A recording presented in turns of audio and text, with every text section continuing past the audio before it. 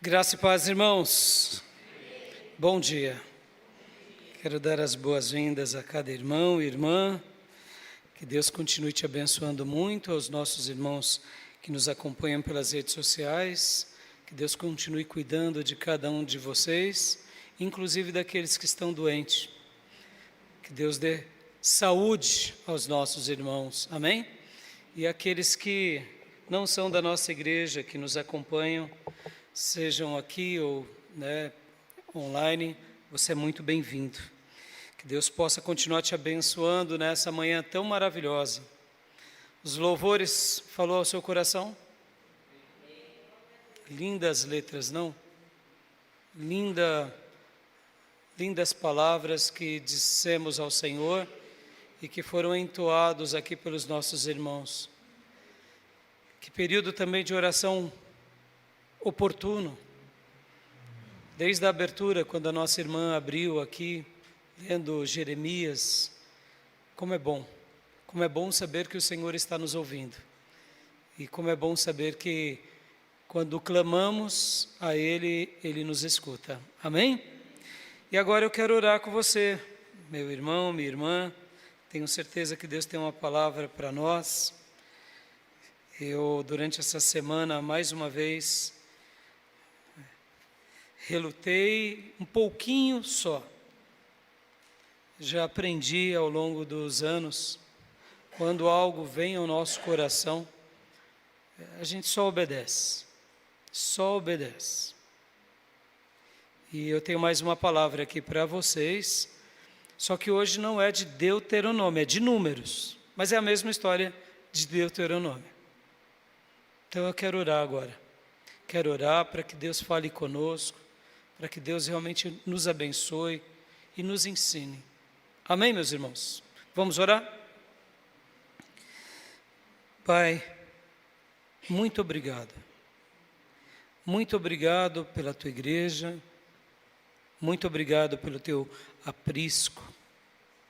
Muito obrigado pelos meus irmãos e por cada um, ó Deus, que está reunido agora na tua casa e está reunido conosco também no mesmo espírito, mesmo estando, eu diria, longe de nós, como é o caso de algumas famílias, mas ainda que continuam tão perto e fazem parte desse projeto.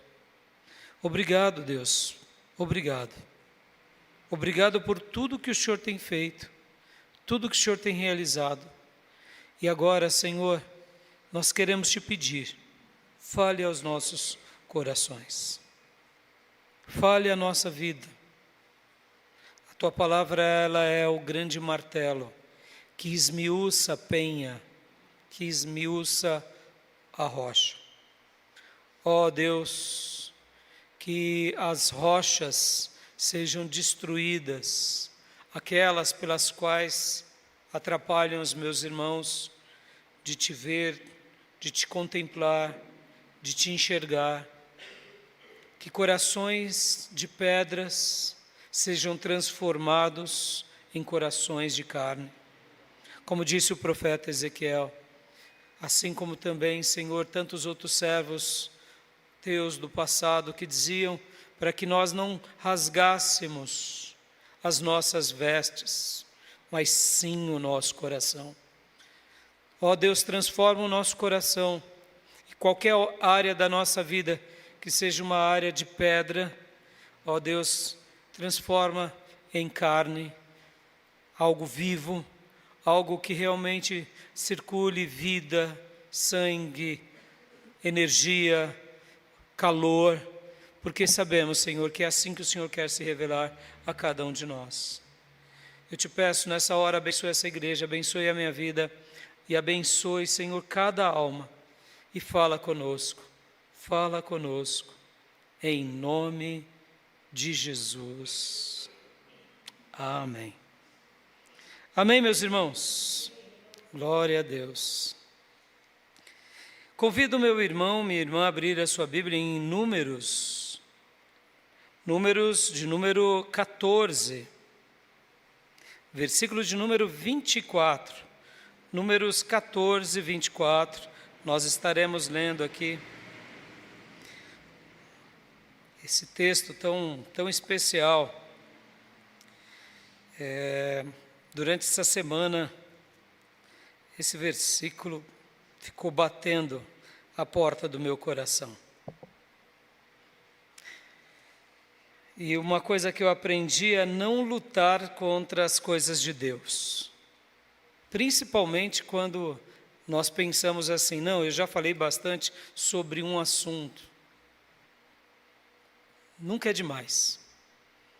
Se Deus muitas vezes fica trazendo à memória, se Deus fica muitas vezes nos fazendo lembrar, nos fazendo degustar, meditar, e em especial o pregador, ele sente o coração queimar.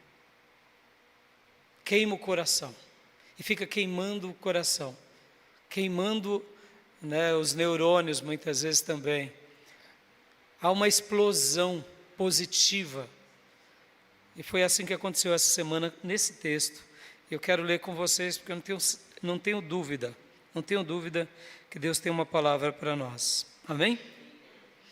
Então, estarei lendo na NVI, e depois estarei lendo na Revista Atualizada.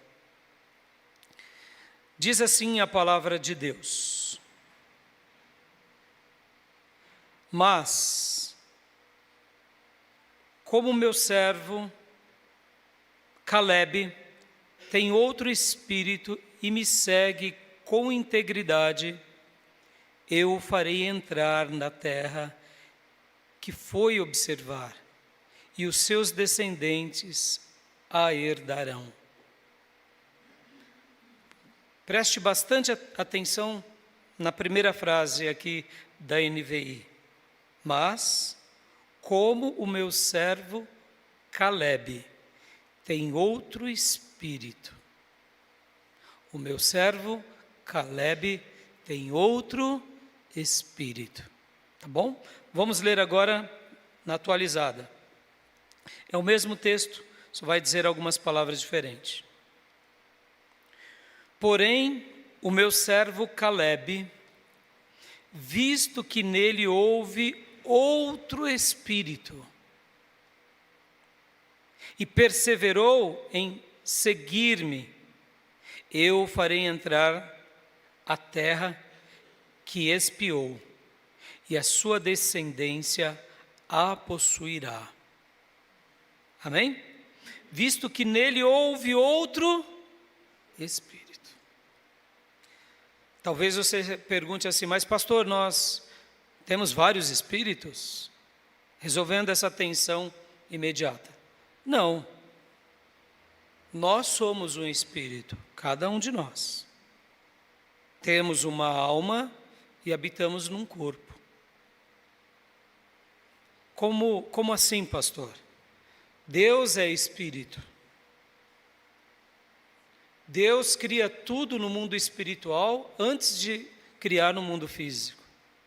O mundo físico, ele entra dentro de um projeto, dentro da eternidade. A eternidade é muito maior.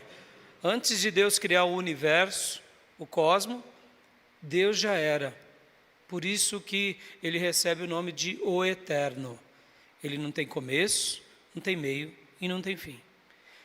Mas esse ser eterno chamado Deus e revelado para nós como Pai, como Filho e como Espírito Santo, em algum momento ele cria o universo, as galáxias, o nosso planeta. E com a sua mão terna e bondosa, forma-nos do pó da terra. Forma Adão do pó da terra e a mulher da coluna de Adão. E aqui estamos. E um dia, isso que durante ainda, quanto tempo não sabemos, um dia voltaremos para a eternidade. Mas antes de nascermos fisicamente, nascemos no coração de Deus, no projeto eterno de Deus. Podem ver que Jesus ele foi morto antes da fundação do mundo, ou seja, antes de existir planeta ou ser humano, o projeto de redenção, de salvação, já tinha sido traçado no próprio coração de Deus. São mistérios que vamos aprendendo aos poucos e alguns desses mistérios a gente sabe, outros não. Mas assim, o que eu quero distinguir aqui? Nós somos um espírito, moramos nesse casulo. Ou seja, você, quando partir, o seu espírito, sua alma, voltará a Deus. E o corpo descansará até o dia em que o anjo tocar a última trombeta e nós nos encontrarmos com o Senhor. Pode ver que o projeto corpo ressurreto, corpo glorificado, vai acontecer lá na frente. Por enquanto, nosso corpo tem as nossas limitações. Mas pode ver que nós, quando nos convertemos, já desfrutamos de uma centelha, ou seja, de um milagre da eternidade. A gente já começa a ter a presença de Deus em nós hoje. E é por isso que somos transformados. Não é pelo nosso mérito, é simplesmente pela fé no Cristo, pela fé em Deus. Ponto. Ele vai nos transformando. Somos limitados, estamos aqui nesse mundo perdido, caído, mas já sentimos que o nosso lugar final não é aqui, é nos céus. E é isso que nos apaixona. Então, assim, quando o texto diz que Caleb tinha outro espírito, não é que a gente tem vários espíritos, não, temos um espírito. E o único espírito que nós podemos possuir sobre o nosso espírito é o Espírito de Deus que nos criou. Podem ver, nós fomos criados à imagem e semelhança de Deus. É como se Deus pegasse uma pequenina fração dele e quando criou Adão e Eva, soprou sobre eles essa pequenina fração. Por isso que somos a imagem e semelhança de Deus. Nós, seres humanos, só podemos receber o Espírito de Deus. Qualquer outro espírito não vem de Deus. Amém, meus irmãos? Por isso que a Bíblia vai ser contra a consulta de espíritos de mortos, receber outros espíritos, encarnar outros espíritos. E a possessão demoníaca, pastor? A possessão demoníaca é um espírito maligno que entra num corpo de um ser humano. Ou seja, não deveria. E é por isso que Jesus expulsa os demônios, tá bom? Fiz essa explicação porque ao dizer que Josué tinha outro espírito, pode gerar estranheza em alguns irmãos. O que o texto está querendo dizer aqui? Eu vou explicar nessa simples tese. Ter outro espírito é ter outra disposição.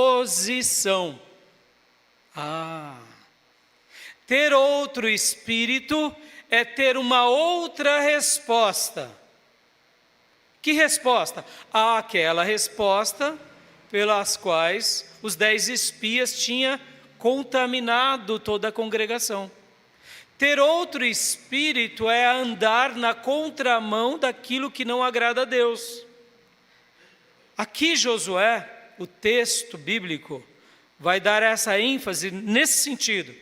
Josué tem outro espírito, porque o contexto estava falando que Deus envia 12 espias, eles vão lá, pesquisam Canaã, quando voltam, 2 homens trazem um cacho de uva. Dá para você imaginar o tamanho desse cacho e dessas uvas, dessa penca? Quando a gente pensa assim, 2 homens trazendo um cacho de banana, tudo bem. Uma penca, né? Porque de repente é muito. Existem cachos de banana que são enormes, que uma pessoa anda durante alguns metros, até alguns quilômetros, mas muitos quilômetros ele fica cansado. Então, 2 distribui. A Bíblia vai falar que eles pesquisam Canaã, quando voltam, trazem os frutos da terra, dizem para o povo, não é uma terra, realmente lá é uma terra que mana leite e mel, inclusive olha aqui essas uvas. Meus irmãos, encheram os olhos. No entanto, eles dão aquele relatório que inflama todo mundo. Os homens são gigantes, não vai ter jeito, a gente não vai conquistar, Deus nos mandou para cá para nos matar, é o que eu venho pregando nas últimas mensagens. E aqui Deus, então, sentencia aquele povo. Mas Deus agora valoriza Josué e Calebe, em especial Calebe, porque agora Calebe recebe esse elogio. Era só Calebe, pastor? Não, claro que não. Quem é que tinha esse outro espírito, ou seja, essa outra disposição? Era Calebe e era Josué. E Moisés. Arão já tinha morrido, Miriam já tinha morrido. Então eles tinham essa mesma disposição. E os demais, pastor? Os demais, infelizmente, não tinham. Então, ficou claro que é ter outro espírito? Ficou claro? Tudo bem? Não é que a gente amanhece, segunda-feira de manhã, agora eu estou com o espírito do ranzinza. E aí, não, eu tenho que ir lá na igreja orar para mandar embora, não. Irmão, isso daí não existe, tá bom? É disposições mentais.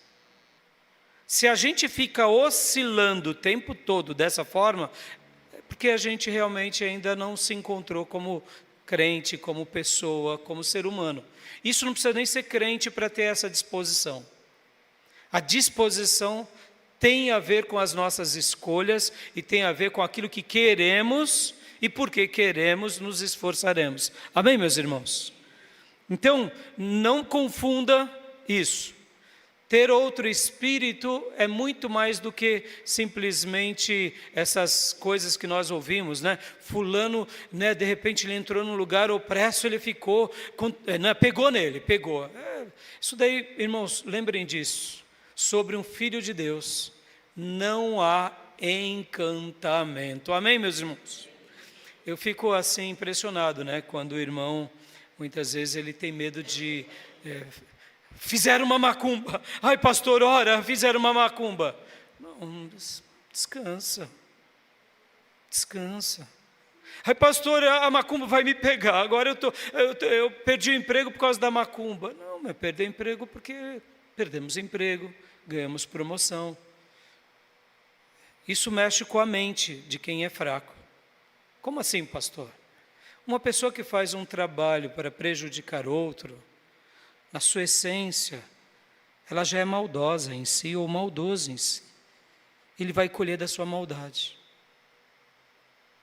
Então, se alguém tem inveja, né? Já viram o crente que fala assim, irmãos, está dando tudo errado na minha vida porque tem muita inveja. Muito olho gordo. Né? Já viram? Tem muito olho gordo, pastor. Por isso que não dá certo. Meu casamento está meio atrapalhado, é olho gordo. Olho gordo, irmãos. Né? Olho gordo. Não existe isso, irmãos. Percebam como nós gostamos de criar um mundo místico, paralelo, mágico, onde acionamos algumas chavinhas. Isso é na magia, viu, meus irmãos? E pasme você, tem muitos crentes que vivem um cristianismo mágico, porque se eu fizer isso, Deus faz aquilo. Se eu fizer aquilo outro, Deus realiza aquilo. Se eu fizer tal campanha, Deus... Meus irmãos, nós vivemos debaixo do soberano. A única coisa que eu preciso é me posicionar, é ter uma disposição favorável. Não fazer o que eu quero, é fazer o que eu preciso. Guardem isso, irmãos, ter um outro espírito é isso. O que é ter um outro espírito? É se mostrar diferente de outros, enquanto a maioria faz algo. Porque nós, seres humanos, somos influenciados pela psicologia de massa. Somos ou não somos? Essa semana aqui foi um alvoroço, por causa do jogo de ontem à noite do Brasil, não é assim? E ontem, as pessoas ficam agitadas. Ficam agitados ou não ficam? Ai, vai ter jogo, parece que vai morrer. E por quê? Porque nós somos frutos do meio. A psicologia de massa nos influencia. Mas ela vai influenciar mais quem? Quem não é convicto de si. Quem não tem uma disposição mental. Quem não fica dizendo para si mesmo e quem sabe para os seus dizendo, não, isso não vai me abalar. Você pode até sentir algumas coisas, mas a sua disposição é maior do que os seus sentimentos. Amém, meus irmãos? Ter outro espírito é isso.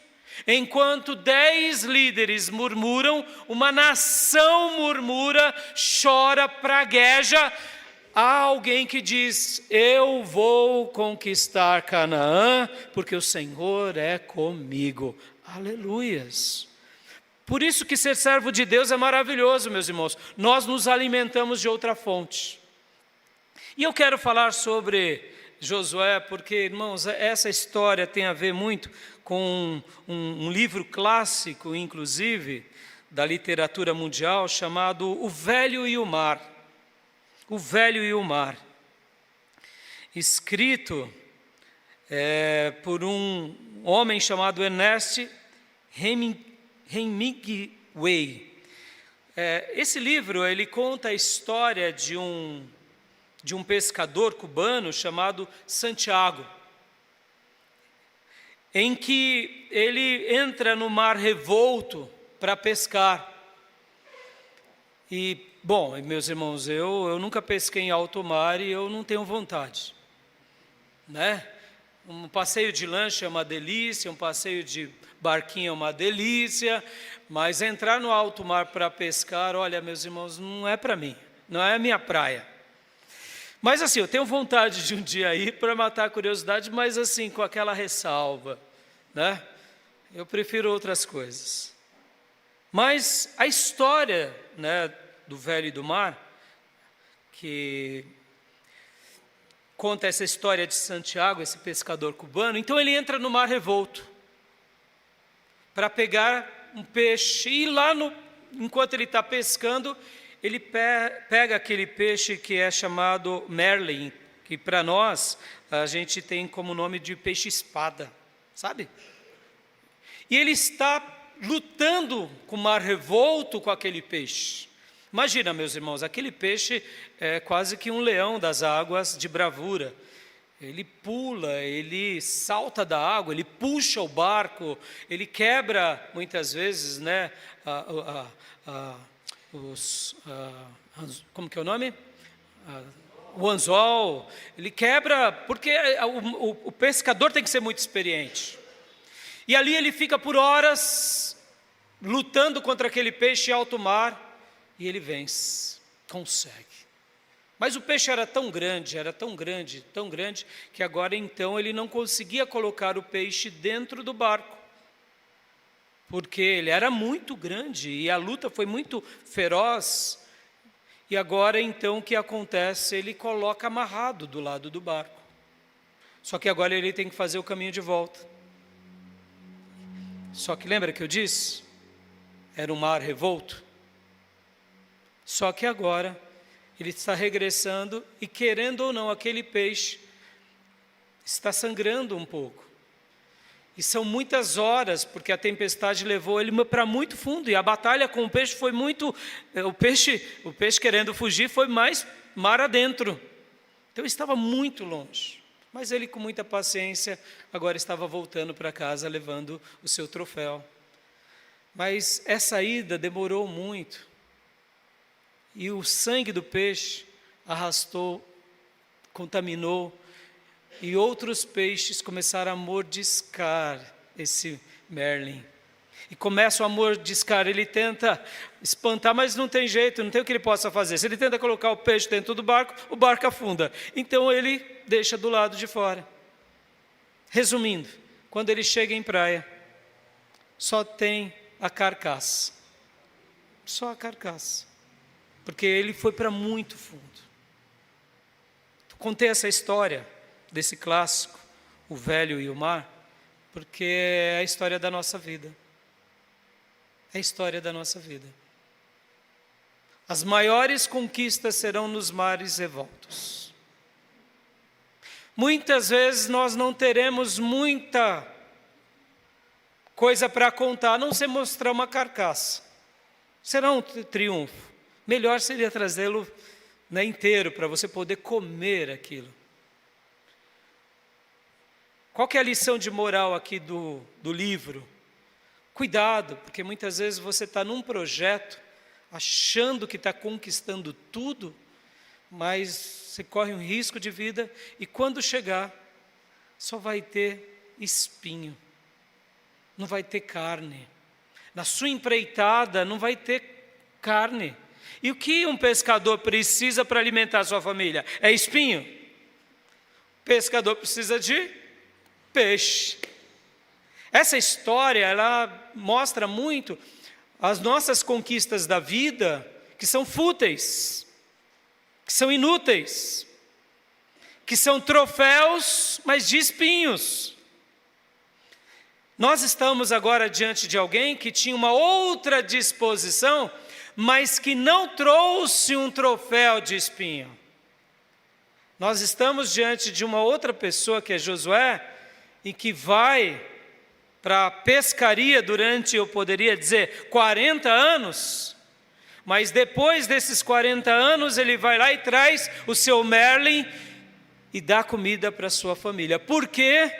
Porque ele teve um outro espírito. Posso ouvir glórias a Deus? Percebam, na história do velho e do mar, é a história da nossa vida que nadamos e morremos na praia. Achamos que o dinheiro vai nos dar uma felicidade, achamos que os vícios nos darão felicidade, achamos que as diversões e os prazeres nos satisfarão, e é buscar um Merlin e trazer somente o esqueleto. Mas quando a gente aprende com Deus, a gente aprende com Josué. Aliás, quando a gente aprende com Deus, a gente aprende como Caleb, que vale a pena fazer aquilo que é certo, mesmo no mar revolto, quando todo mundo está dizendo o contrário. E por que eu quero trabalhar aqui com vocês hoje, irmãos? Eu quero, em primeiro lugar, fazer aqui um apanhado, da vida de Caleb.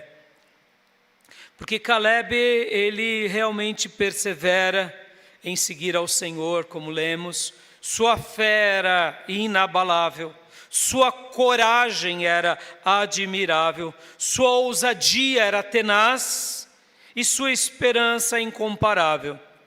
E ele tinha um coração voltado ao Senhor. Então, num primeiro momento eu quero falar sobre isso e depois eu quero fazer uma aplicação com vocês. Porque é isso que importa para a gente. Para ver se a gente está trazendo para casa algumas sardinhas carnudas, ou se a gente está trazendo um Merlin, que é só o esqueleto e mais nada.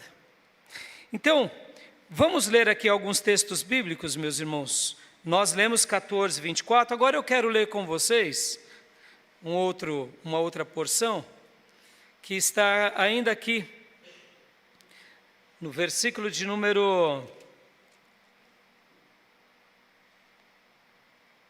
30, do capítulo 13. 30, 13. Ou melhor, 13, 30. Eu acho esse texto fantástico. Porque o capítulo 13 e 14 de Números vai dar o destaque para Caleb e para Josué. Olha que interessante, irmãos. O nome Caleb vem de uma raiz que é cão. Porque o pai de Caleb não era um hebreu, era um cananeu. E judeus não gostam de nomes que têm a ver com cão, com lobo, com canídeos. Por isso que a gente não vê esse nome Caleb na Bíblia. Tem Caleb na Bíblia? Fora esse Caleb? Não tem. Porque o judeu vê o cão como um animal imundo, como o porco. Não é que não fale de cão na Bíblia, mas é interessante, né? Jefoné, pai de Caleb, era de uma outra nação, que ele se converte ao Deus de Israel e casa-se com uma judia, nasce Caleb. E Caleb tem uma disposição favorável a seguir a Deus, mesmo tendo parentes que não tinha nada a ver com o povo hebreu. Interessante, não?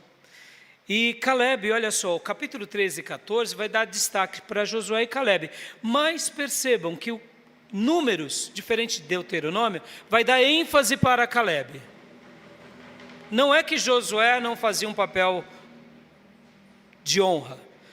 Josué sempre foi o auxiliar de Moisés. Mas agora, no meio desse pleito, ele toma a frente e Deus se alegra. Porque ele toma a frente tendo uma disposição favorável, ou seja, tendo outro espírito. Ainda só mais uma coisa aqui dentro dessa questão do espírito. Quando a gente fala do espírito, a gente gosta de trazer aquelas ideias de sentir, de ser tocado, de ser queimado. Irmãos, isso é muito bom, mas não viva a base de sentimentos. Nós devemos seguir a base das nossas escolhas. O André sabiamente explicou aqui na linda aula que ele deu sobre a expiação, antes do início do nosso culto, falando sobre paixão.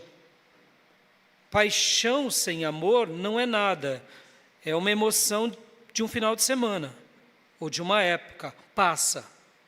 Mas quando há amor, a paixão, ela é o ponto alto daquele momento que você escolheu viver. Então guarde isso, meus irmãos. O amor é uma escolha. O amor não é um sentimento. Ter um outro espírito é uma escolha. É uma escolha. Ter essa disposição do que eu quero é escolha. E o sentimento naturalmente virá. Naturalmente. Não siga as suas emoções. Porque quem segue as suas emoções, a Bíblia vai deixar claro que naufraga. Olha aqui o contingente de pessoas que morreu no deserto. Por quê? Porque seguiram as emoções. Elas nos enganam, elas nos iludem, nos ludibriam, porque é assim mesmo.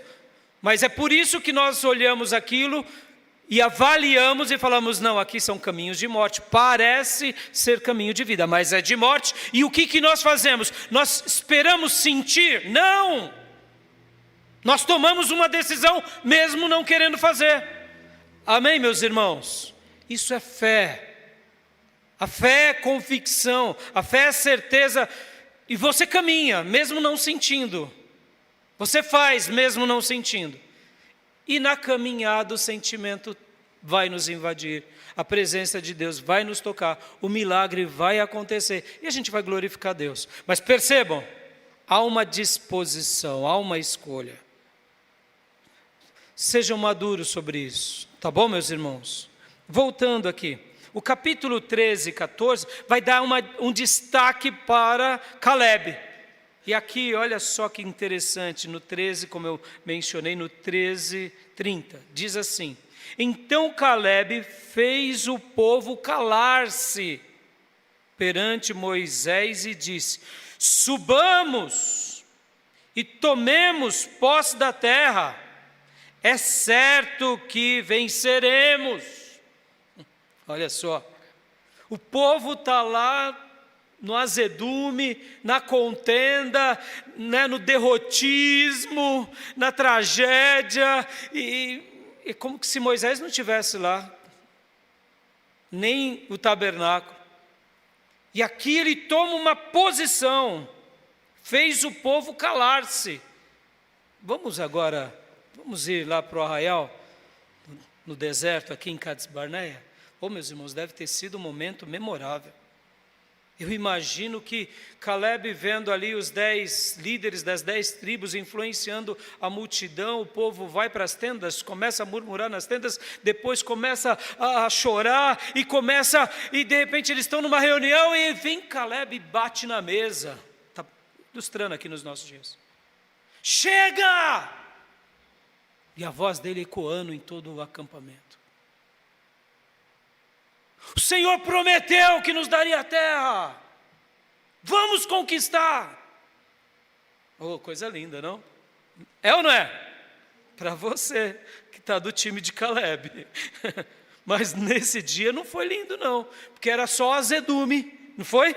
Então imagina quem estivesse do lado de Caleb e Josué.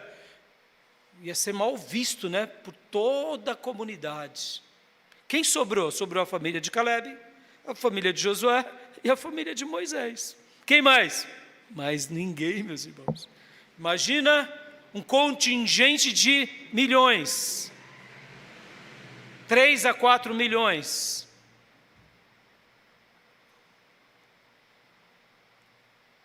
Só ele falando e o povo olhando feio, cruzando os braços, batendo o pé, olhando, né?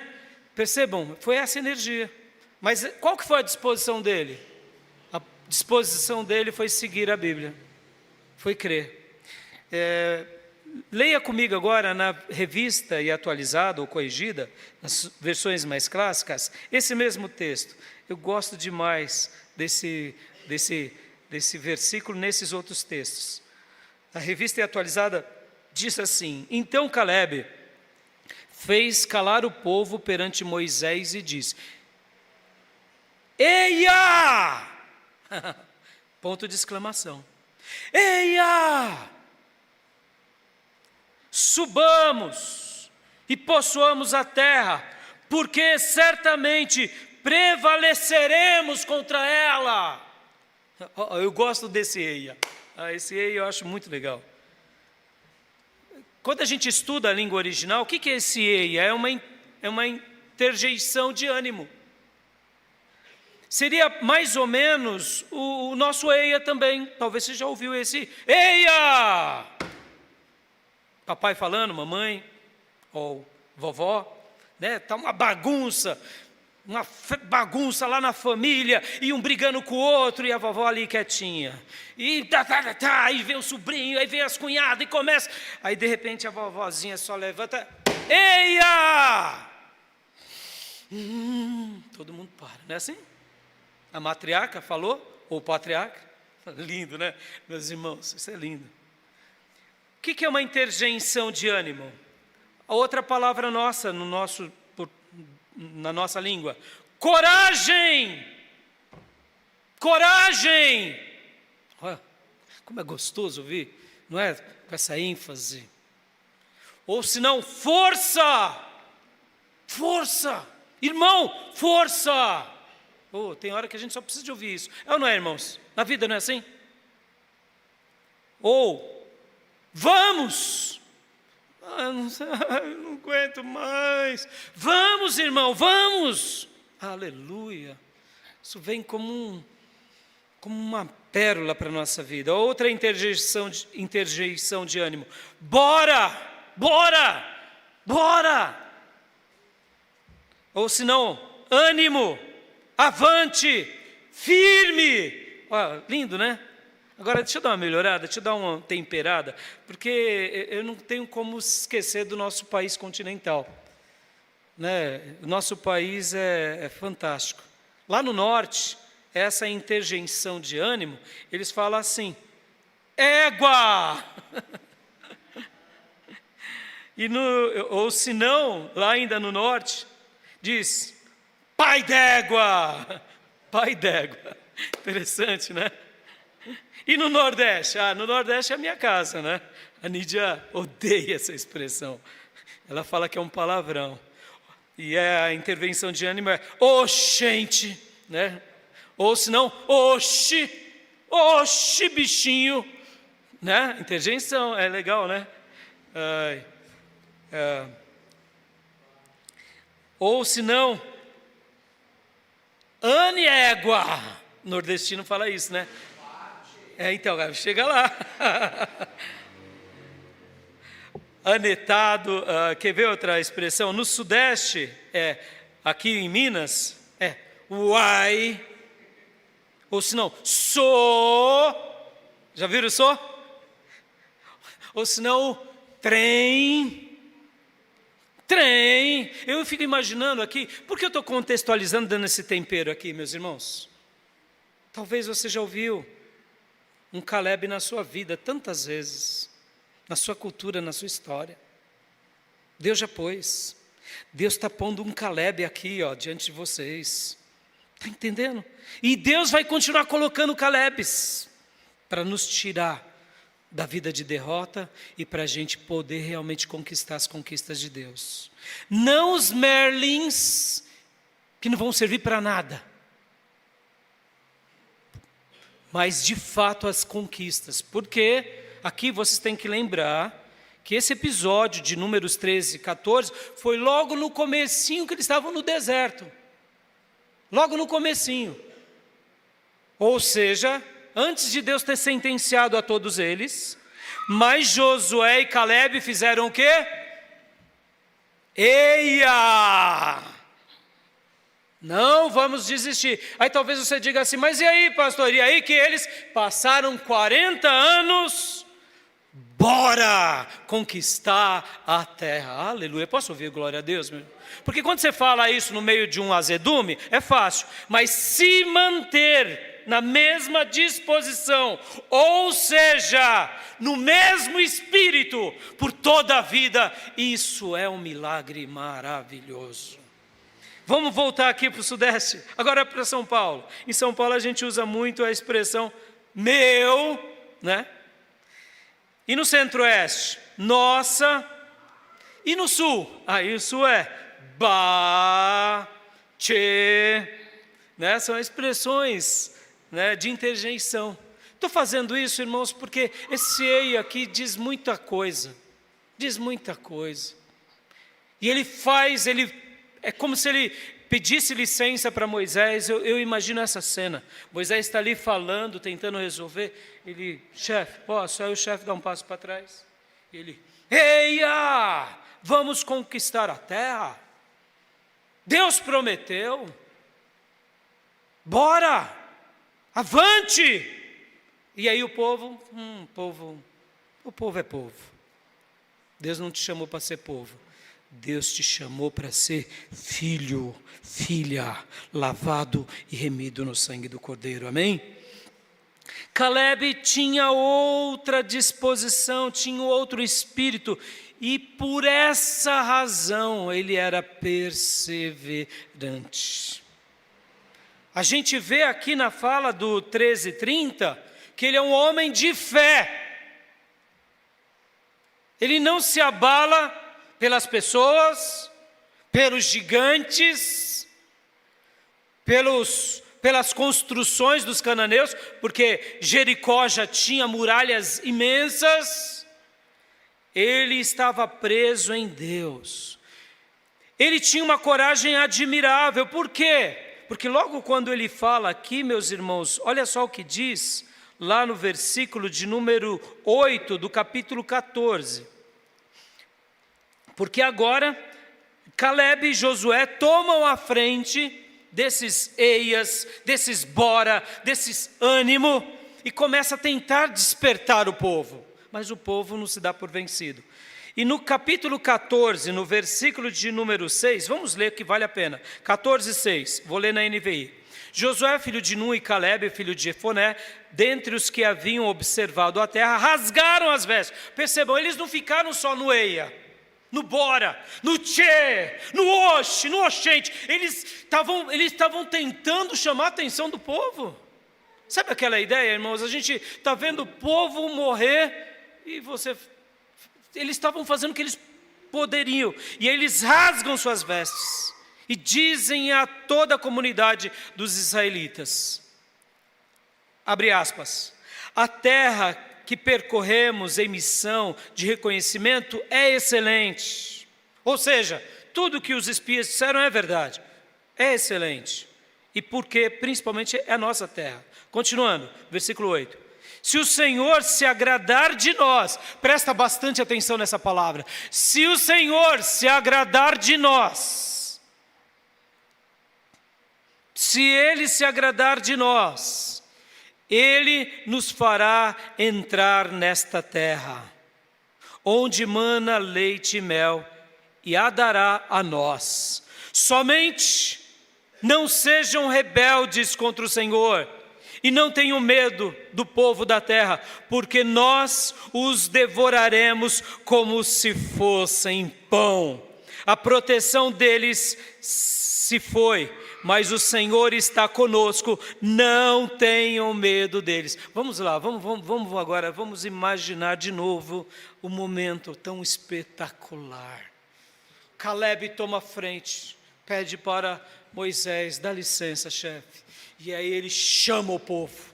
Eia, vamos conquistar. E o povo não dá muito ouvido. Há uma reação, uma resposta negativa. E vem agora Josué e Calebe e ainda rasgam as vestes. Olha que cena teatral, meus irmãos. Mas não foi um teatro pelo teatro, foi o teatro da vida real. Foi uma peça real. Rasgam e falam, vamos lá. Se nós agradarmos o povo. O que ele estava falando ao povo aqui? Josué e Calebe. Vocês estão desagradando. Vocês estão escolhendo errado. Estão escolhendo errado que é a bênção integral. Não tem bênção integral quando a gente escolhe errado. Escolher o caminho de morte é morte. Meus irmãos, guardem isso. No clássico de John Bunyan, O Peregrino. É fantástico essa história. Fica aqui para você. Quem não leu, leia esse livro. Depois da Bíblia, é o primeiro livro que você tem que ler. O primeiro, porque é maravilhoso. Bíblia incomparável. Peregrino é um presente de Deus para o povo protestante. Peregrino, ele passa pela porta. Ele passa pela porta. Mas ainda ele está com fardo. E depois que ele passa pela porta, ele olha e vê que quem o recebe diz, olha, o caminho é esse. E aí o peregrino diz, nossa, o caminho é muito retinho, né? É reto, porque vai te levar até a cruz. Muitas vezes o irmão passou pela porta estreita, está no caminho apertado, mas ainda não foi liberto do seu fardo. O fardo só é liberto na cruz, quando a gente de fato conhece Jesus como único e suficiente Salvador. Não se gabe por vir à igreja, não se gabe por passar na porta, não se gabe por estar no caminho. Você tem que olhar o Nazareno vertido na cruz, no seu lugar, porque somente ali o fardo do pecado escorregará das suas costas, rolará para a sepultura e você terá uma nova vida. Posso ouvir glórias a Deus? Muitas vezes a gente acha que o irmão, ele está na porta, já está tudo bem, não, já está salvo, pode fazer tudo. Não, meus irmãos, tem um caminho longo pela frente. Talvez você está aqui há 30 anos, achando que já se converteu de fato. Você é um religioso de carteirinha. Pastor, como eu sei que eu me converti? Eu sou religioso de carteirinha. É simples. Você dá fruto para a glória de Deus. Conversão. Não dá fruto do pecado, não convertido. É simples, meus irmãos. É simples assim. Não brinque, porque o povo aqui brincou e pereceu, como a gente vem trabalhando em vários domingos. E agora vem Josué e Calebe mais uma vez e diz, se nós alegrarmos o Senhor, o Senhor vai nos dar essa terra. E nós vamos devorar esse povo como se come pão. Olha que coisa linda. Eles estavam há 2 anos já no deserto. 1 ano e 8 meses por volta disso. Há 2 anos. Tinha pãozinho quentinho toda vez? Claro que não. Estavam com vontade de comer pão? Estavam. Não tinha padaria no deserto, meus irmãos. Era ali no deserto. Eles davam um jeitinho de fazer algumas coisinhas. Mas percebam, a gente vamos comer esse povo que nem se come pão. A gente vai vencer. E esse povo eles vão cair por terra, porque Deus é conosco. Amém, meus irmãos? E aí, pastor, vamos lá voltar à cena teatral. Eia! Vamos! E de repente vem Josué e Calebe, rasgam as vestes, continua falando. E aí o povo? Qual foi a reação do povo? O povo teve uma reação. Vejamos aqui no versículo de número 10, olha só. Mas a comunidade toda falou em apedrejá-los. É de rir, né, Felipe? É de rir, né? Ai. Aqui na revista atualizada diz assim, apesar disso, toda a congregação disse que os apedrejassem. Ou seja, vamos apedrejar. E olha, começou essa onda da população querendo apedrejar Josué e Calebe. Ô, louco, pastor, foi isso que aconteceu? Está aqui no texto. Mas há algo que acontece sobre aquele que é fiel. Olha o que o Senhor fez. Então, a glória do Senhor apareceu a todos os israelitas na tenda do encontro. Posso ouvir glórias a Deus, meus irmãos? Eu deduzo que deveria ser ali meio de noite, ou de tardezinho, ou perto do amanhecer, que ainda, sabe, não tinha, quem sabe, de repente, houve aquele fogaréu. Algo inenarrável aconteceu aqui. E todo mundo com a pedrinha na mão já soltou. Vai brigar? Vai brigar contra esses dois? Não era a hora da morte deles. A gente sabe que alguns perecerão. E o que eles fazem aqui, meus irmãos? Eles não se acovardam. Lembra que eu falei que eles tinham coragem? Que eles tinham ousadia? E, sobretudo, esperança? Deixa eu antecipar um fato aqui.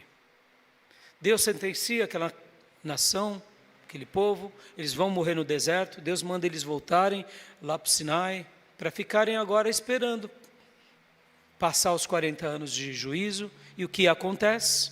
Agora vem Josué, logo depois da morte de Moisés, e vão conquistar a terra.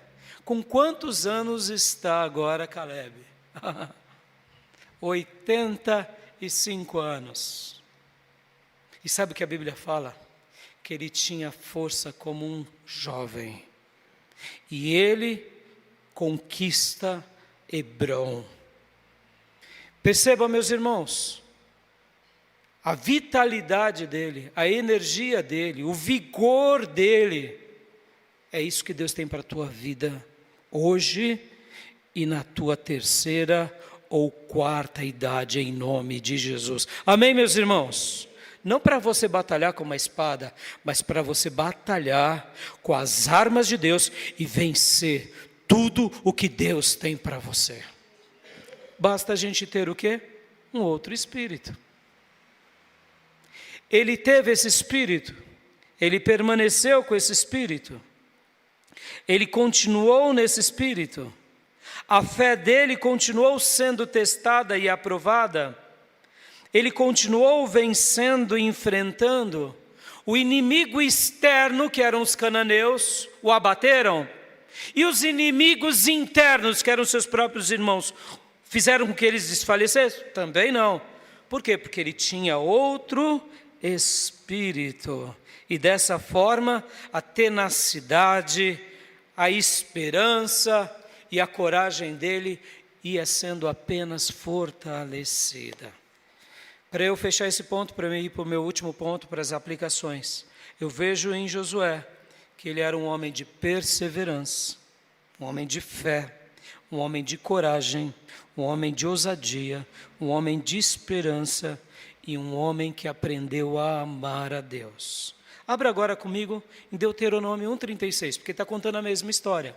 Deuteronômio 1,36, só para a gente ir para o segundo ponto. Deuteronômio 1,36, olha que fala de Caleb.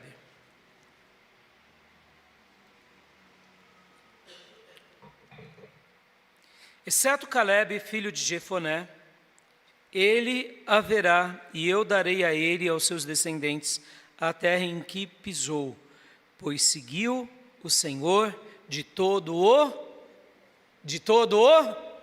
Aleluia. Deixa eu recapitular aqui as virtudes de Caleb, que não eram diferentes das virtudes de Josué, mas hoje eu quero prestigiar Caleb, porque o texto prestigia ele e as atitudes dele. Mas eu poderia dizer que Josué também tinha essas mesmas virtudes, e também Moisés. Ele era perseverante, tinha fé, tinha coragem, tinha ousadia, tinha esperança, e ele seguiu o Senhor de todo o coração. Vamos melhorar essa expressão? O que é isso senão amar a Deus verdadeiramente? Meus irmãos, está morrendo na praia? Não conquista nada? Não tem força para nada? O coração não é inteiro de Deus. Hoje Deus está querendo que você entregue o seu coração totalmente a Ele, para sempre. Não uma fé parcial, mas uma fé total. E agora, para eu aplicar tudo isso, porque vamos fazer a ponte aqui. Essa semana, em segundo lugar, eu quero usar aqui uma aplicação pelo qual essa semana fomos presenteados na nossa classe. Estamos estudando o Novo Testamento. E quinta-feira eu segui um roteiro do livro que nós temos acompanhado, o Panorama do Novo Testamento, do Gundry. E eu tenho seguido o roteiro das cartas de Paulo de forma cronológica. E então estudamos essa semana a carta de Tessalonicenses e a carta de Coríntios. E foi assim muito legal, porque eu não tinha preparado isso e eu só ia dar mais uma aula sobre essas realidades. Mas enquanto eu dava aula, eu mencionei algumas coisas aos alunos e queria passar para vocês. Porque Paulo, nas suas viagens missionárias, ele vai até Tessalônica. Tessalônica era uma cidade que ficava ali na Macedônia, no norte da Grécia. E ele fica ali e prega durante 3 sábados. Mas acontece algo muito curioso. Há uma perseguição muito grande dos judeus contra Paulo.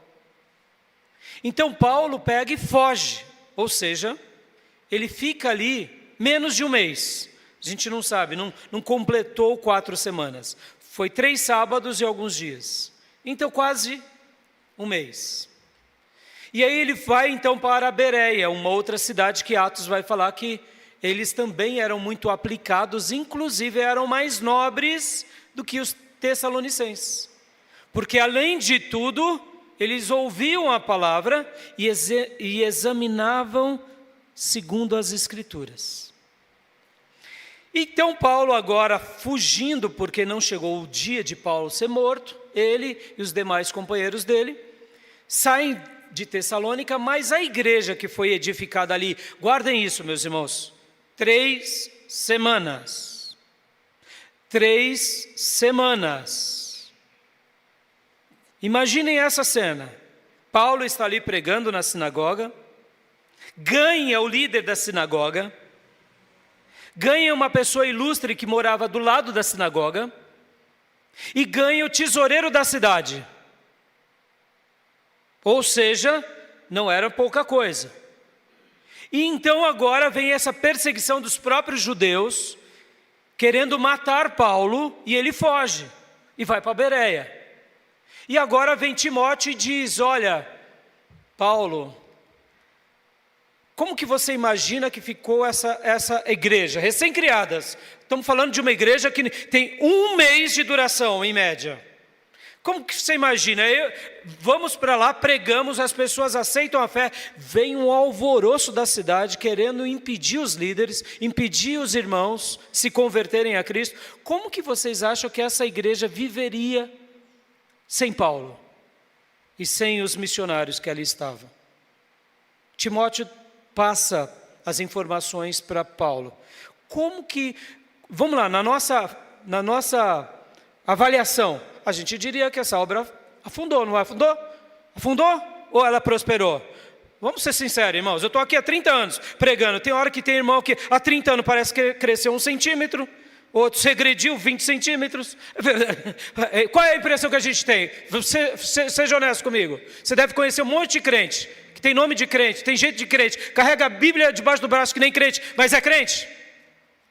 E agora imagina, se nessa igreja que de tudo isso de crente ainda não tiver nem pastor para ensinar a Bíblia, o povo vai se tornar mais apaixonado ou menos por Deus? Sejamos honestos. Hoje, basta um pastor ser derrubado de uma igreja, que a igreja fecha. É uma obra do maligno, é? Aqui a gente está vendo Paulo quase ser morto. E aí? Aí Timóteo chega para ele e fala, olha, está maravilhoso lá. Está maravilhoso. Os irmãos continuam crentes, piedosos, cheios do Espírito Santo. E a perseguição, Timóteo, continua intensa. E eles não desanimaram. Aleluias! A igreja de Tessalônica teve outro espírito. Aleluias! Uma outra disposição. Passaram pela prova, pela tribulação, com Paulo ou sem Paulo, porque eles estavam diante e prostrado ao Nazareno que vive e reina para sempre. Ou seja, eu vejo neles também perseverança, eu vejo neles também fé, coragem, ousadia, esperança e amor. E agora Paulo, guiado pelo Espírito Santo, vai escrever a primeira carta de Tessalonicenses. Então abra comigo agora a 1 Tessalonicenses, para a gente fechar aqui com a aplicação, que eu vou ainda falar sobre outra igreja, que eu só estou falando agora coisa boa, já eu chego na coisa ruim. Tá bom? Para a gente entender bem o que é uma disposição favorável. Tessalonicenses, vamos lá. 1 Tessalonicenses, olha só que lindo, meus irmãos, que lindo. 1 Tessalonicenses, capítulo de número 1, versículo de número 3. Olha o que Paulo está escrevendo. Agora, lembre-se disso, meus irmãos. Não é Paulo escrevendo, tá bom? Não é João escrevendo, tá bom? Não é Mateus escrevendo, ok? Não é Isaías escrevendo, ok? Não é Moisés escrevendo, ok? É Deus falando. Por meio de quem? Dos seus profetas, dos seus vasos, dos seus apóstolos. Posso ouvir glórias a Deus? Aqui, Paulo escreve àquela igreja. E olha o que ele escreve. Vou recapitular. 3 semanas de pregação de Paulo. Mas não foi Paulo pregando, foi o Espírito Santo falando àquela comunidade, como o Espírito Santo fala com você sempre, na sua vida, na sua intimidade, quando você lê a Bíblia, quando você ora. Ou o Espírito Santo parou de falar. A questão não é o Espírito Santo falar, a questão é nós nos entregarmos ao que Ele fala. Amém, meus irmãos? E olha aqui o que diz em 1 Tessalonicenses 1:3. Lembramos continuamente diante do nosso Deus e Pai o que vocês têm demonstrado. 2 pontos. Perceba, essa igreja, que agora já tinha mais do que um mês, porque até Timóteo chegar em Bereia, passaram-se alguns meses. Mas perceba, foi o trabalho de 3 semanas. Pastor, só 3 semanas? Só, meus irmãos. Presta atenção, olhos de vocês nos meus olhos. Deus não precisa de 40 anos. Deus não precisa de 2 anos. Deus não precisa de 3 semanas.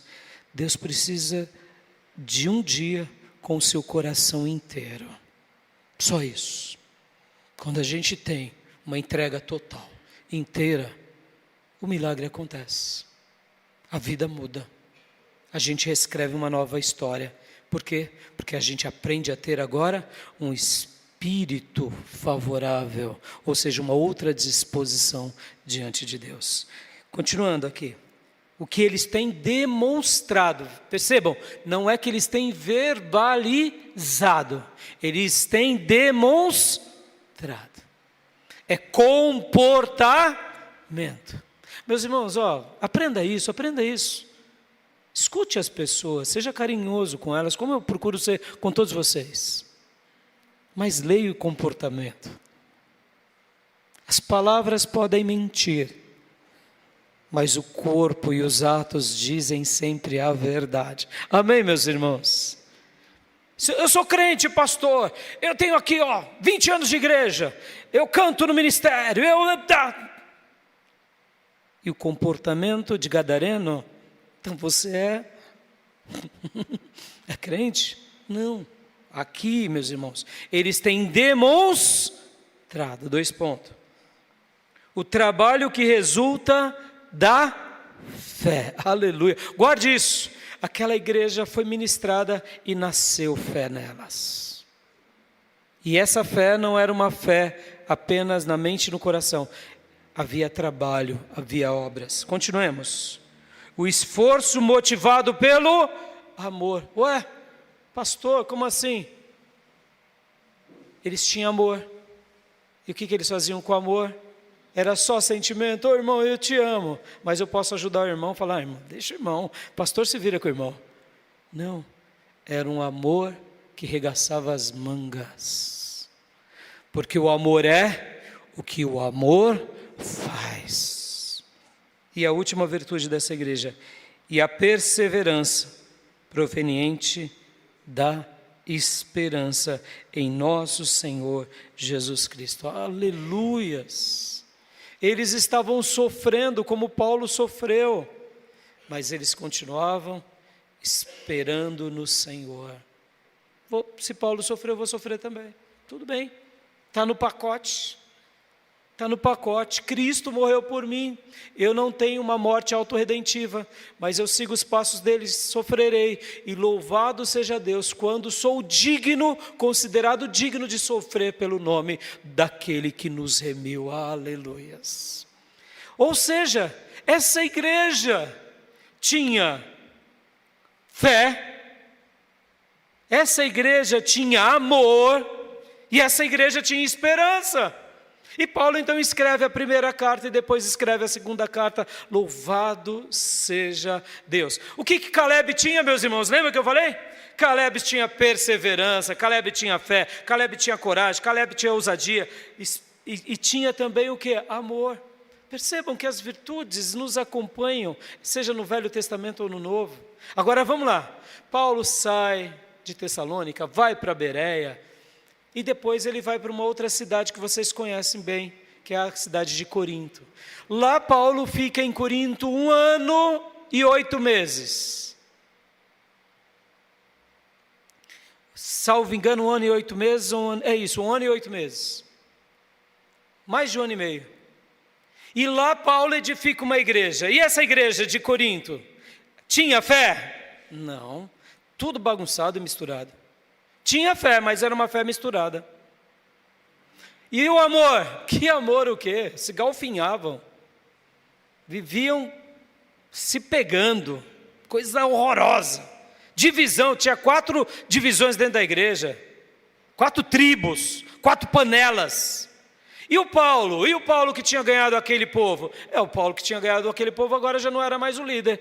Porque agora eles mesmos levantaram dentro deles os líderes que os agradavam. E Paulo ficou para fora. Pastor, mas pera lá. Mas não era uma igreja? Era uma igreja. E que tipo? Com ausência de fé, com ausência de amor, e para não dizer ausência de esperança. E Paulo escreve pelo menos essas 2 cartas de Corinto e uma terceira que se perdeu, ou melhor, uma primeira que se perdeu. A gente não sabe o porquê. 3 cartas que foram úteis para a igreja. Mas o que eu quero comparar agora aqui? Quem é que está ganhando aqui e quem é que está perdendo? Percebam que no Novo Testamento agora, para a gente fechar, a gente está diante de 2 igrejas. Uma igreja que em 3 semanas, guarde isso, nasceu, cresceu e frutificou para o resto da sua vida. E numa outra igreja que Paulo teve que ficar lá 1 ano e 8 meses, e eles... foi como se nada tivesse acontecido. Nada. Por quê? Porque a igreja de Corinto não teve um outro espírito. A igreja de Corinto não teve uma outra disposição favorável. E a igreja de Tessalônica? Essa teve. Eu poderia dizer que a igreja de Tessalônica era a igreja de Caleb. Era a igreja de Caleb. Eia! E agora para eu concluir, meus irmãos. Sabe as nossas interjeições de ânimo? Quantas vezes Deus já falou com você usando tanta gente? Na tua família, no teu lar, na tua história. Hoje, o que o Espírito Santo está falando como interjeição de ânimo? Deus sempre vai colocar Calebes diante de nós. E alguns, junto com Josué, vão até rasgar as vestes. E quem sabe até se desesperar enquanto fala. Felizes são aqueles que entendem que vale a pena perseverar, que vale a pena guardar a promessa, que vale a pena continuar firme em Deus, porque como está lá em Josué, capítulo 14, do versículo 6 ao 15, Caleb conquista a sua porção, aos 85 anos. Meus irmãos, para eu fechar, eu acho que Caleb, quando ele conquistou Hebrom, todo mundo olhava assim para ele e falava: vovô, Vovô, quero ser que nem o senhor, vovô. Quero ser que nem o senhor. Quero ser que nem o senhor. Eu não estava lá, sabe, vovô? Eu não estava lá. Quando você deu um eia, quando você deu um oxente, quando você deu um tchê, junto com Josué, rasgar as vestes. Eu vi aquela história. Mas o senhor é um exemplo para mim. E eu quero continuar assim. Para eu fechar, você tem conquistado as Canaãs espirituais ou tem trazido seus Merlin? Só esqueleto, fedido, junto com o seu barco. Que pescaria você tem feito? De almas para a glória de Deus? Das coisas temporais desta vida que nada valem? Pense sobre isso. Que a gente possa seguir aqui Caleb. Que a gente possa seguir Josué. E que a gente possa seguir os passos da igreja de Tessalônica. Porque ela tinha amor, tinha fé e tinha esperança. Amém? Quero orar. Deixe essa palavra. Nós vamos para a ceia agora. Ore agora. Porque Deus tem o melhor para vocês. Deus tem o melhor para nós. Aleluias. Aleluias. Ore agora pedindo perdão ao Senhor, pedindo ajuda ao Senhor, pedindo: Senhor, eu quero ser como Caleb. Eu quero ser como Josué. Senhor, eu quero ser como a igreja de Tessalônica ou a igreja de Bereia. Escreve a minha história e me ajuda a ser fiel e me ajuda a ter um outro espírito, uma outra disposição na minha vida diante do Senhor e em tudo que o Senhor me deu. É assim que eu quero orar por você. Ore por você mesmo. Deus te dá mais uma chance hoje, em nome de Jesus. Pai, eu entrego a Tua palavra ao coração do Teu povo e te glorifico, te exalto, te bendigo.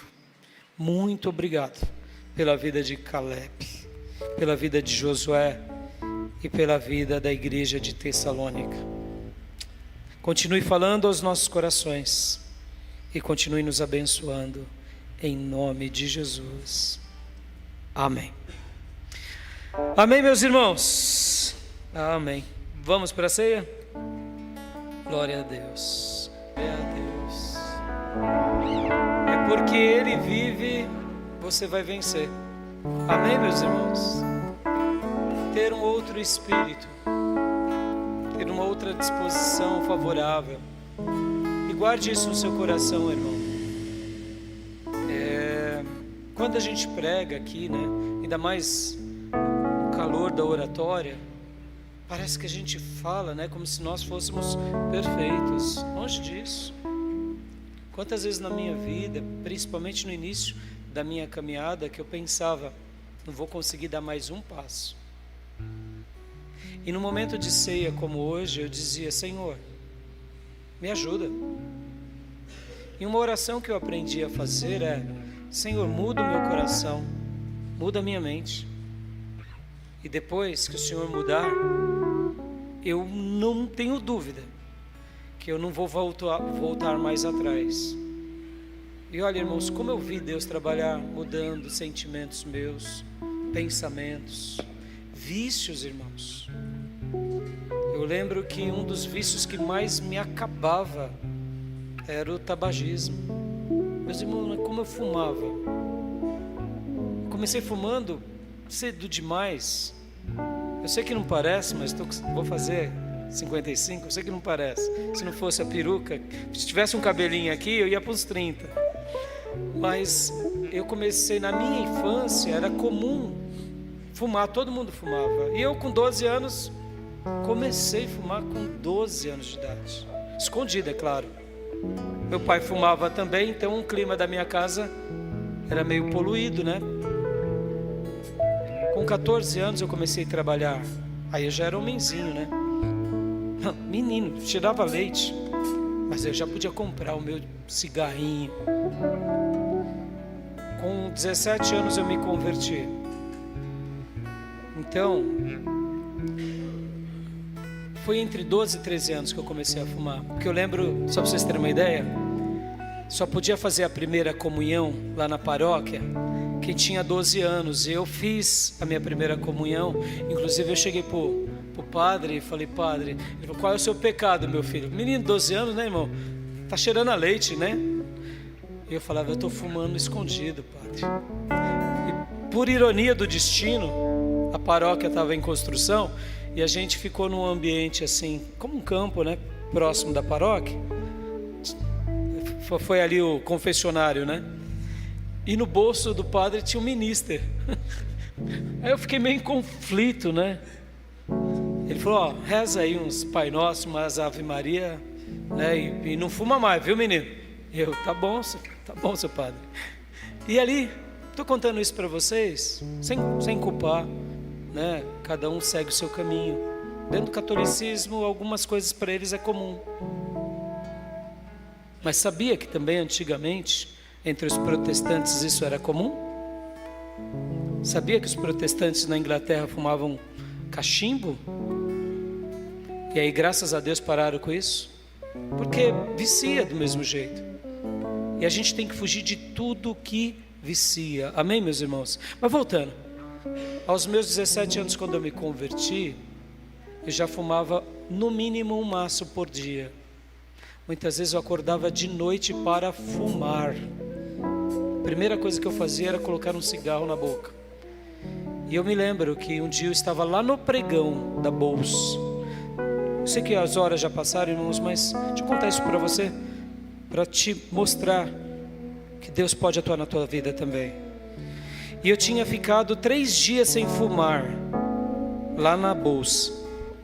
Lá tinha uma área que todo mundo entrava para fumar. E eu lembro que eu fiquei 3 dias sem fumar. Aí de repente eu fui lá na área do fumódromo. E não é que dei um trago. Puxa. Aí eu voltei para o meio do pregão. Fiquei de cabeça baixa ali naquela muvuca. Os operadores negociando, ainda era na BMF, que eu ficava na BMF, na Pregão Velho, que as rodas não tinham pitch. As rodas eram um aglomerado de pessoas. E eu fiquei andando que nem uma barata tonta ali. Mas eu lembro como hoje da oração que eu fiz. Eu falei assim: Jesus, Jesus, eu fumei. E assim, né, cabeça baixa, com meu jaleco. Eu era auxiliar do pregão naquela época, na Planibank. Senhor, me perdoa, eu não nasci fumando. Falei para Deus: Senhor, não estou conseguindo, Pai. E comecei a orar. E parecia que ninguém estava do meu lado. Tinha 1000 pessoas do meu lado, mas parecia que não tinha ninguém. Eu lembro como hoje: Senhor, me perdoa, Senhor. Senhor, arranca essa vontade de mim. Falei desse jeito para Deus: arranca, porque se o Senhor arrancar essa vontade, eu prometo, eu nunca mais ponho na minha boca nada de tabaco, nada. Arranca, Jesus, arranca. E continuei ali, sabe, andando que nem uma barata tonta. Bom, passa o dia. Na manhã seguinte, meus irmãos, eu acordei. Lembra que eu falei que eu acordava para fumar? Ou senão, quando eu acordava, a primeira coisa que eu fazia era um cigarro. Quando eu acordei, eu tomei um susto. Foi naqueles dias que tinham inventado a VAP. Hoje é muito comum, né, VAP. Mas eu era garoto, década de 90. 80 e pouco ainda, né, porque eu tinha me convertido em 88, por aí. E aí, eu tomei um susto, parecia que eu tinha um buraco no meu peito. Meu Deus, que negócio é esse? Deus me tocou de alguma forma misteriosa depois daquela oração. E aí, qual foi o susto? É como se Deus tivesse tocado no meu pulmão e tivesse tudo limpinho lá dentro. E aí eu lembrei da oração que tinha feito. Eu comecei a chorar. Do mesmo jeito que eu comecei a chorar, peguei o cigarro, amassei, joguei fora. E a partir daquele dia, nunca mais toquei naquilo. Estou contando esse testemunho, meus irmãos, porque clama a Deus de todo o teu coração naquilo que te angustia, naquilo que te faz morrer no deserto. Deus tem poder de te mudar e de me mudar. Amém, meus irmãos? A partir daquele dia Ele tocou em mim. Aí passei os 3 dias, não fumei, passei uma semana, não fumei. 15 dias depois senti uma vontadinha de fumar. Eu falei, sabe o que eu fiz? Arreta-te, capeta! Demônio do cigarro. E aí eu lutei. Pastor, e aí? O senhor nunca mais sentiu vontade? Senti 1 mês depois, 2 meses depois. E o que eu fiz? Tive outra disposição, tive outro espírito.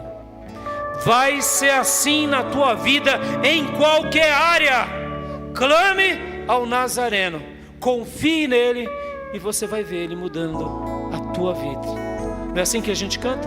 Jesus Cristo mudou ou não mudou o nosso viver? Amém, meus irmãos? Vamos à ceia? Pois eu recebi do Senhor o que também lhes entreguei, que o Senhor Jesus, na noite que foi traído, tomou o pão e, tendo dado graças, partiu e disse: isto é o meu corpo que é dado em favor de vocês, façam isso em memória de mim. Da mesma forma, depois da ceia, ele tomou o cálice e disse: este cálice é a nova aliança no meu sangue, façam isso sempre que o beberem em memória de mim. Vamos orar pedindo perdão ao Senhor. Pai, perdoa-nos de todo o erro, de todo o pecado e nos purifica com a tua graça, com a tua misericórdia. E, ó Deus, recebe a nossa vida e faz-nos viver, ó Deus, como Caleb viveu e Josué e como a igreja de Tessalônica, em nome de Jesus. Amém. Comamos o pão em nome de Jesus. Aleluias.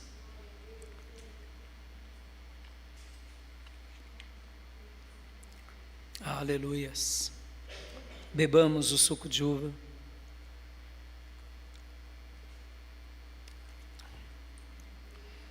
Porque sempre que comerem deste pão e beberem deste cálice, vocês anunciam a morte do Senhor até que Ele venha. Amém? Quero dar a bênção apostólica. Que a graça do Senhor Jesus, que o amor de Deus Pai e as santas e eternas consolações do Espírito Santo de Deus estejam com todos vocês, agora e para sempre. Amém. Dê um abraço bem apertado no irmão, na irmã. Um excelente domingo a todos.